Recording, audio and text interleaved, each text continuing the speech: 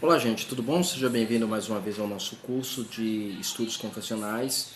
Meu nome é João França, pastor na Igreja Presbiteriana do Brasil. Você já nos conhece e conhece também o conteúdo desse canal. Se você ainda não é inscrito nesse canal, se inscreva no canal, ative as notificações para que você possa receber todas as notificações no sininho ali para todas, tá bom? Compartilha também para que o YouTube entenda que este vídeo é relevante para a questão do crescimento teológico e doutrinário das igrejas reformadas presbiterianas. E o nosso curso é um curso voltado para o estudo da Confissão de Fé de Westminster. A nossa aula de hoje será uma aula muito interessante. Nós vamos trabalhar sobre o tema o cânon e a autoridade das Escrituras Sagradas. Quanto à aula anterior, você irá na descrição desse vídeo, você vai acessar o link que estará disponível para que você possa assistir a aula anterior e poder também acompanhar essa série na íntegra. E você que estuda a nossa plataforma, não se preocupe, terá todas essas informações também na plataforma, mais alguns recursos adicionais para quem estuda pela plataforma de estudos do Centro de Estudos Presbiteriano, ok? Esse é o canal Fides Reformata Ex Audito. Seja bem-vindo a ele. Muito bem, a nossa aula de hoje vai tratar sobre o cânon e a autoridade das Escrituras Sagradas. Nesse estudo, nós estaremos estudando um tema de capital importância para o resgate da nossa identidade confessional. Se faz necessário conhecermos a formação da revelação especial de Deus, ou seja, a Bíblia. Esta formação nós chamamos de cânon, o cânon sagrado, que por sua vez indica o nosso padrão de crença, o nosso padrão daquilo que nós cremos. Em outras palavras, a Escritura Sagrada é o cânon da nossa fé, é a regra da nossa fé, é o padrão da nossa fé, é o fundamento da nossa fé.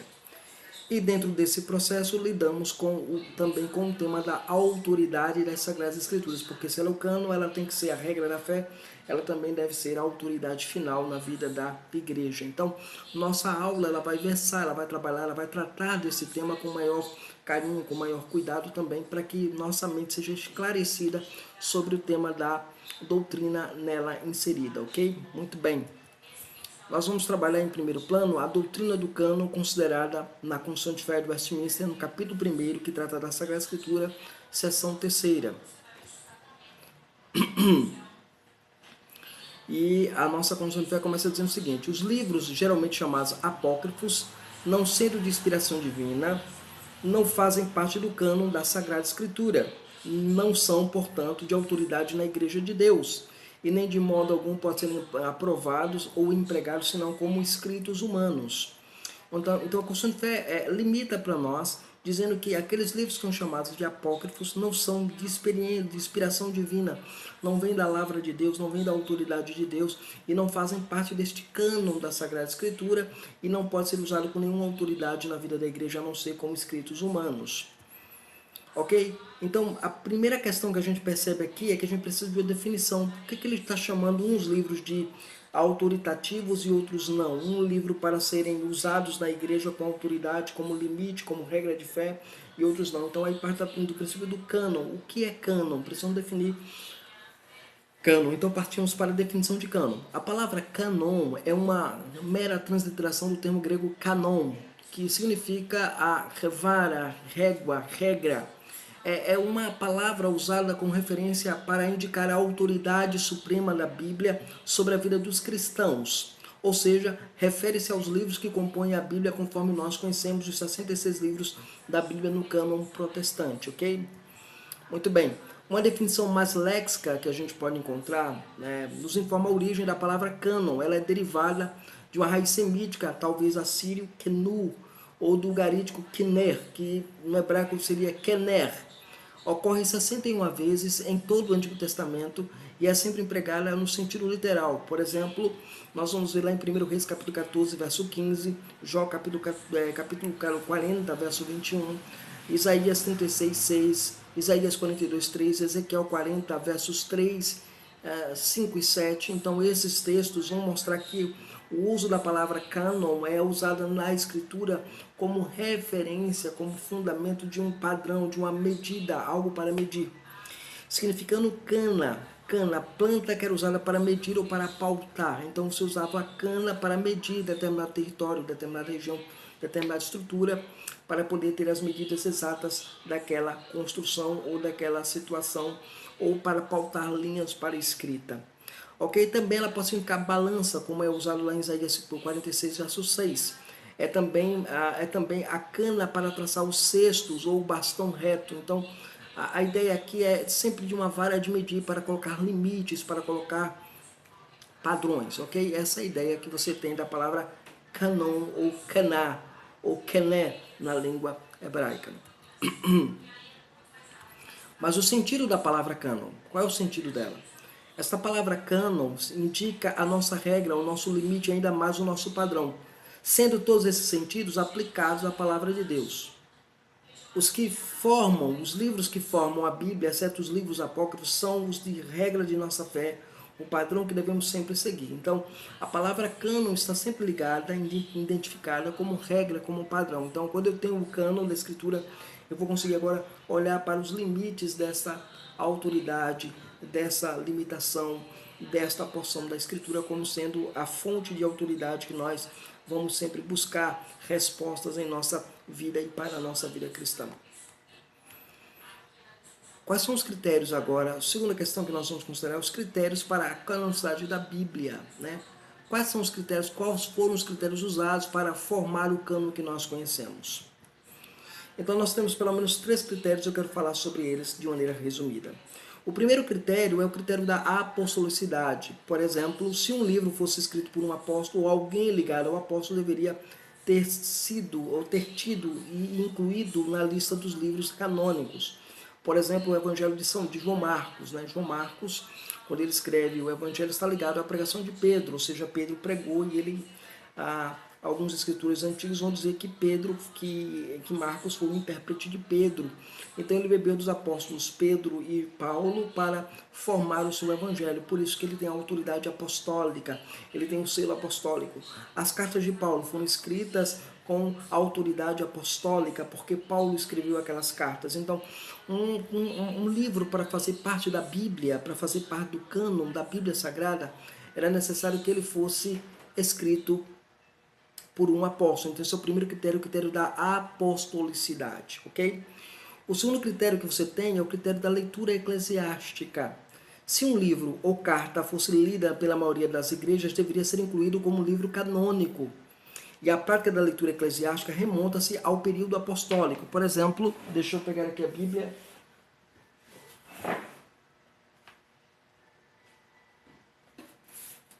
Pegar aqui a Bíblia Sagrada para a gente dar uma olhada aqui. Por exemplo, Colossenses capítulo 4, o apóstolo São Paulo, escrevendo a sua carta a Colossenses capítulo 4, nos dá uma direção de como isso era feito na vida da igreja como um todo, ok? Colossenses capítulo 4.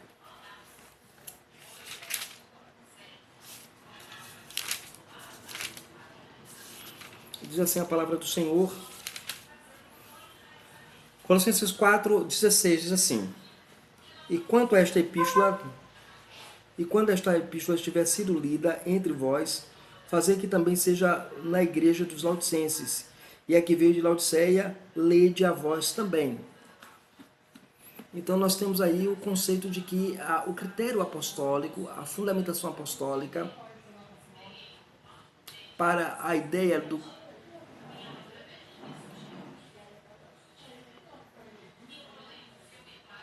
para o critério apostólico, estava ligado à questão de que este livro foi escrito por um apóstolo. Então, também a leitura desta escritura, ela deveria ser feita na igreja, a leitura apostólica, a leitura das cartas apostólicas, né? Paulo, quando escreve a Timóteo, em 1 Timóteo capítulo 4, verso 13, diz: olha, até a minha chegada, aplica-te à leitura. Ler o quê? Ler as escrituras no culto público, ler as escrituras na igreja, ok? O terceiro critério que a gente pode encontrar sobre a questão da canonicidade, da formação do cânon, da formação da Bíblia Sagrada, você vai encontrar o critério da harmonia doutrinária. O que é isso? Você pergunta, pastor, o que vem a ser essa questão da harmonia doutrinária? Nenhum livro ou epístola poderia contradizer os ensinos apostólicos já estabelecidos no meio da igreja. Ou se ocorresse tal contradição, O livro deveria ser considerado como um livro sem assinatura ou um livro apócrifo. A palavra apócrifo significa livro sem assinatura. Então, quando você estuda a teologia cristã, quando você estuda a teologia bíblica, você descobre que a Bíblia, ela, para ser formada como Bíblia, ela precisava passar pelo critério também da harmonia doutrinária. Pois um livro apócrifo não tem autoridade na Igreja de Deus porque contradiz doutrinas bíblicas importantes. Então, a Igreja recebe esses livros com esses critérios. Foi escrito por um apóstolo, ou está ligado a um apóstolo. A Igreja, ele passou um bom período circulando nas igrejas como uma carta ou como um livro, como um texto lido nas igrejas. E terceiro, ele tem uma harmonia doutrinária, ele não contradiz aquele conjunto de doutrina primerva que a igreja já tem estabelecida. Se esses critérios forem positivos para um livro, ele é canônico, ele é recebido como livro canônico. Se ele não passa nesses critérios, ele é rejeitado como livro apócrifo. Foi assim que foi feito a questão do cânon sagrado para ser reconhecido como cânon pela Igreja do Senhor Jesus Cristo, ok? Muito bem, vamos seguir aqui. Seguindo mais à frente, você vai ter a questão da autoridade das Escrituras, né, que é o elemento importante que a gente precisa considerar, o elemento não apenas o cânon, né, a autoridade, mas também, não apenas o cânon, mas também a autoridade das Escrituras, conforme a Confissão de Fé de Westminster, que trata no primeiro capítulo da Sagrada Escritura, seção 4 e seção 5. Na seção 4, a Confissão de Fé vai dizer uma coisa interessante para nós, vai dizer assim, a autoridade da Escritura Sagrada, razão pela qual deve ser crida e obedecida, não depende do testemunho de qualquer homem ou igreja, mas depende somente de Deus, a mesma verdade que é o seu autor e tem, portanto, de ser recebida porque é a palavra de Deus. Então, os puritanos, quando escreveram a Confissão de Fé de Westminster, eles tiveram a noção de que há necessidade de entender a autoridade. Por que a Bíblia é autoridade na vida da igreja? É porque o próprio Deus se revela nela, ele é a própria verdade, o testemunho. A autoridade não depende do que a igreja diz ou do que o homem fala sobre a Bíblia, mas do próprio Deus que autentica essa verdade e por isso que deve ser recebida como palavra de Deus. Na seção 5, a quinta seção do capítulo 1 da Confissão de Fé de Westminster, vai dizer o seguinte, que pelo testemunho da igreja podemos ser movidos e incitados a um alto e reverente apreço da Escritura Sagrada, a suprema excelência do seu conteúdo, a eficácia de sua doutrina, a majestade do seu estilo, a harmonia de todas as suas partes, o escopo do seu todo, que é dar a Deus toda a glória, a plena revelação que faz do único meio de salvar-se o homem, e as suas muitas outras excelências incomparáveis, né? E completa perfeição são argumentos pelos quais absolutamente se beneficiam ser ela, quem? A Bíblia, a palavra de Deus. Contudo, a nossa plena persuasão e certeza de sua infalível verdade, divina autoridade, provém da operação interna do Espírito Santo, que pela palavra e com a palavra testifica em nossos corações. Então, primeiro, os puritanos dizem o seguinte, olha, evidências não faltam para que nós acreditemos que a Bíblia é de fato a autoridade final e palavra de Deus. Entretanto, essas evidências não são tão suficientes, porque o que é suficiente de fato é a ação do Espírito Santo, ou seja, o testemunho interno do Espírito Santo no coração do eleito, no coração daquele que é crente, daquele que é salvo, para que possa receber e abraçar a Escritura como palavra de Deus em seu coração, em sua vida. Veja que coisa interessante, né? Então, os puritanos, eles tinham essa noção de que há uma Bíblia autoritativa, que Deus se revela nessa Bíblia, mas a certeza de que ela é a palavra infalível de Deus vem através do testemunho interno do Espírito Santo. Ok? Então, vamos seguir aqui para a questão da autoridade das Sagradas Escrituras, conforme nós já expressamos. Uma vez que o cânon é formado, logicamente, o seu conteúdo se torna autoridade na vida da igreja de Cristo Jesus. Vale lembrar que a autoridade das Escrituras repousa primeiramente aonde? Na inspiração. Deus inspirou a Escritura, Deus soprou a Escritura, Deus colocou a Escritura às claras. O registro da revelação de Deus confere autoridade à palavra de Deus, ou seja, o que Deus registrou na Bíblia confere autoridade à palavra de Deus. O que esta doutrina significa? Bem, significa que toda a palavra de Deus, conforme está registrada, primeiramente é inerrante e não possui erros em nada do que se propõe a dizer e ensinar, pois isso deve ser aceito como autoridade suprema na vida e no culto do povo de Deus. Então, quando eu olho para a Escritura, quando eu olho para a Bíblia, eu vejo que a Bíblia ela é a autoridade suprema, autoritativa, inerrante, absoluta na vida do povo pactual. Então, é isso que a gente tem que considerar quando nós estudamos a doutrina da autoridade da Bíblia Sagrada.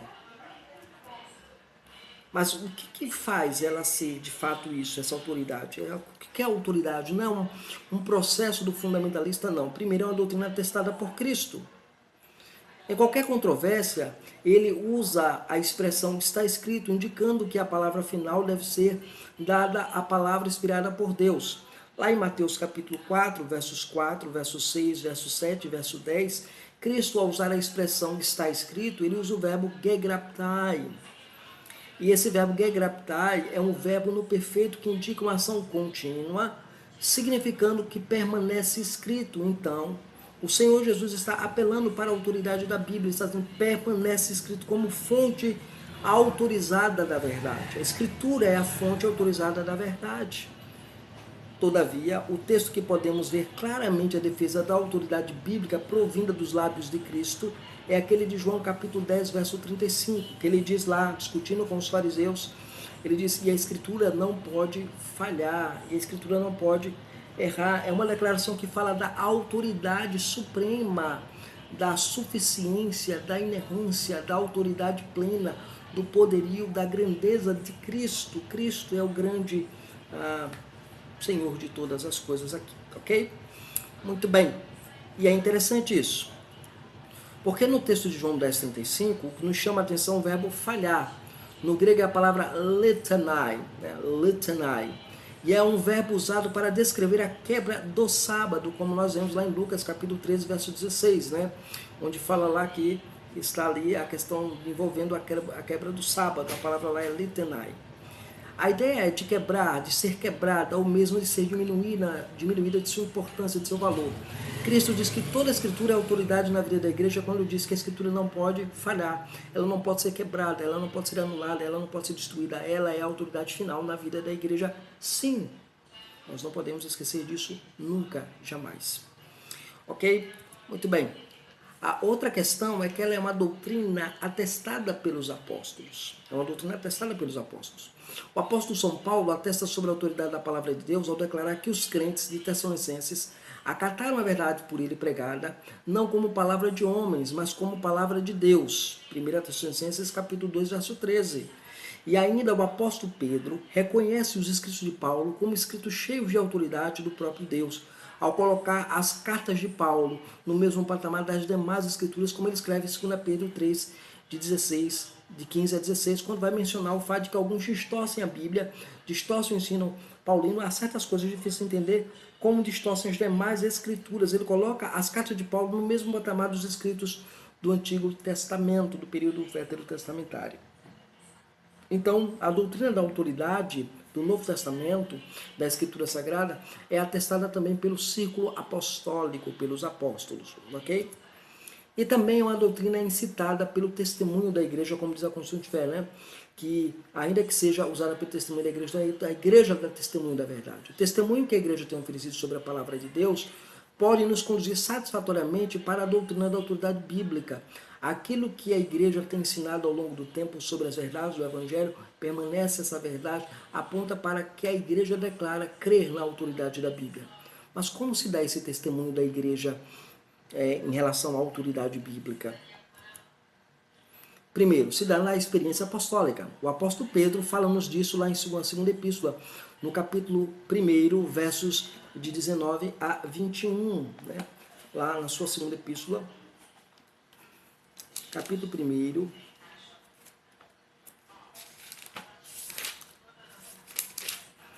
aqui ele diz assim, capítulo 1,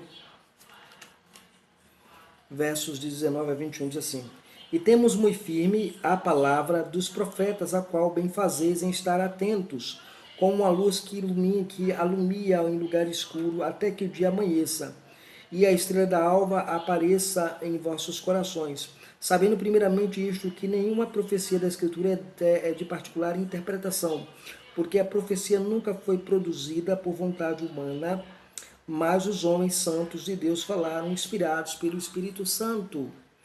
Veja, ele no começo do texto nos informa que teve uma experiência com Cristo ressurreto no Monte da Transfiguração. Você lendo o contexto, você percebe isso. E aí ele fala da experiência que ele teve no monte e tudo mais. E aí ele termina incitando a igreja que se apegue primeiramente à palavra profética e não à experiência dele. E assim ratifica o conceito da autoridade das Escrituras na vida da igreja. Não é a experiência de Pedro que a igreja deveria seguir e obedecer, mas a Escritura sagrada, as palavras proféticas, como ele mesmo menciona. Também a gente pode chegar à conclusão de que a igreja incita a crença na autoridade da Escritura, da Bíblia Sagrada, na própria suficiência da palavra de Deus que a igreja prega. Lá em 2 Timóteo, capítulo 3, verso 16, diz que a Escritura, toda a Escritura é inspirada por Deus, útil para o ensino, para a correção, para a justiça. Né? Então, os versos de 16 a 17 do texto mencionam exatamente isso, que a Escritura ela é útil para quê? Primeiro, para ensinar. A palavra ensina lá didaskalian, a Escritura é a nossa escola, nela nós aprendemos. Ela é útil para repreender, a palavra é ligemon, que indica a Escritura nos capacita a refutar o erro, a corrigir o erro, né?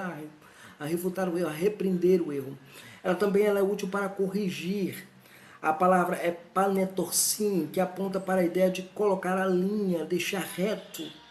E também ela é útil para educar, paideian, que vem da palavra instrução, disciplina. Então a Escritura ela é a nossa fonte, é a autoridade final na vida da igreja, e a igreja deve sempre obedecer à Escritura, como reconhece a Confissão de Fé de Westminster e como reconhece a tradição reformada como um todo. Então eu não posso ignorar isso em hipótese alguma, de jeito nenhum. Eu preciso estar sempre voltado a aprender mais sobre esta doutrina da autoridade das Escrituras. Não esqueçam nunca disso, jamais, ok? Muito bem, seguindo aqui, em quarto lugar, nós também aprendemos o testemunho interno do Espírito Santo. Ele aponta para a autoridade das Escrituras. É assim que termina a declaração da Confissão de Fé de Westminster. Mas é o Espírito Santo que testifica no nosso coração ser ela a palavra de Deus.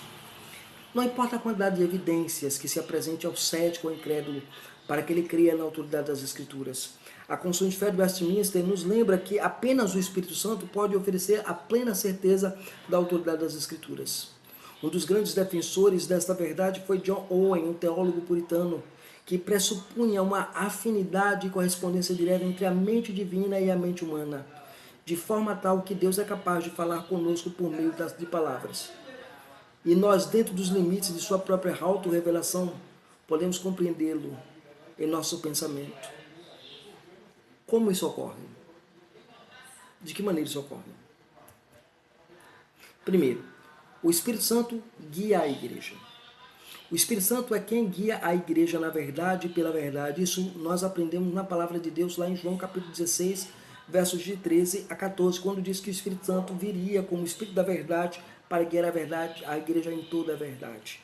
O papel do Espírito Santo, irmãos, não é deixar a igreja na ignorância, mas guiá-la para a luz da verdade do Evangelho de Deus. Ele nos capacita a crermos nas Escrituras, como nos diz Parker, citando novamente John Owen. O Espírito Santo iluminou nossas mentes, produziu em nós a fé, capacitando-nos a crer nas Escrituras. É o Espírito Santo quem capacita-nos a crer nas Escrituras. Então, é Ele quem guia a igreja para a verdade, Ele quem conduz a igreja para a verdade. Não crer no Espírito Santo é uma blasfêmia, não crer que o Espírito Santo é capaz de nos guiar em toda a verdade é uma blasfêmia. O Espírito Santo ele pode e deve e vai sempre guiar a igreja no caminho da verdade. Segundo, nós aprendemos também que o Espírito Santo é o mestre da igreja. Né? Paulo, em 1 Coríntios, capítulo 2, versos de 10 a 12, vai dizer que o Espírito Santo ele sonda, né? E nos dá a capacidade de discernir as coisas espirituais. Né? Então, um dos objetivos do Espírito Santo que nos foi otorgado, ou seja, dado, é que venhamos a conhecer mais e mais a revelação de Deus nas Escrituras. Este é um ensino cristalino da palavra de Deus sobre a autoridade da Sagrada Escritura em relação com o Espírito Santo. É o Espírito Santo quem de fato faz isso, é o Espírito Santo quem trabalha em nossos corações. É o Espírito Santo quem motiva as nossas vidas a confiarmos mais no Senhor. Então, se você é cristão, se você professa a fé cristã, se você crê na autoridade bíblica da palavra de Deus, acredite que a Bíblia ela é a única fonte, a única regra, o único padrão na sua vida. Que Deus possa de fato aplicar isso no seu coração. Que Ele possa de fato manifestar o amor e a bondade na sua vida. para que você possa de fato continuar confiando na palavra de Deus como autoridade suprema na vida da igreja. Que Deus abençoe. Nos vemos na nossa próxima aula, para a glória de Deus.